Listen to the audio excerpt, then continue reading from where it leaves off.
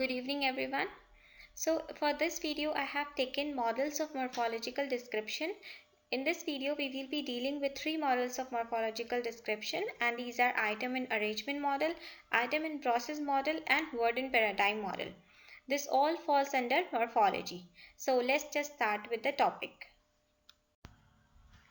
Now before talking about the three models, we have to understand what is a model. Okay, now according to David Crystal, a model is a specially designed representation of concepts or entities used to discover or explain their structure or function.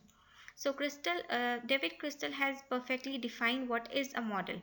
Now, who gave this classification of morphological models into three? So it was given by Charles Hockett. So talking about the first model, that is item and arrangement model, popularly known as IA model. So in this model what happens, words are seen as sequences or arrangements of morphs. For example, we have the word boys, so it is seen as the arrangement of two morphs. The first one is boy and the second one is S. So when we have this arrangement or linear sequences, it corresponds to item and arrangement model. Now, who uses this item and arrangement model? Which branch of morphology uses this? So we have morpheme based morphology, which makes use of this item and arrangement model. Morpheme based morphology is basically based on three hypotheses. The first one is single morpheme hypothesis. This hypothesis was given by Courtney, and it says that roots and affixes have the same status as morphemes. Now second one is sign based morpheme hypothesis. It says that morphemes are dualistic signs.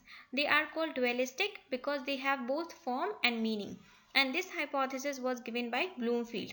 Another hypothesis which was given by Bloomfield was lexical morpheme hypothesis, and it says that morphemes, affixes and roots alike are stored in the lexicon, means there is no distinction made between morphemes, affixes and roots when it comes to their storage in lexicon.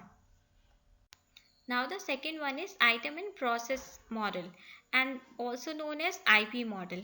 It says that words are not formed by just merely by the arrangement of morphs, but they are basically the result of derivation. For example, we have the past form of give as gave.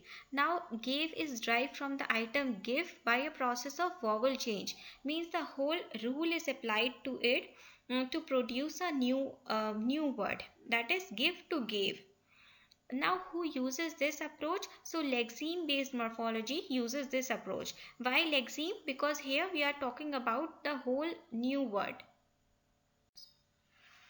Talking about the last model, and that is WP model or word and paradigm model. It says that words are neither formed as the arrangement or linear sequence of morphs, neither they are formed by the process of derivation.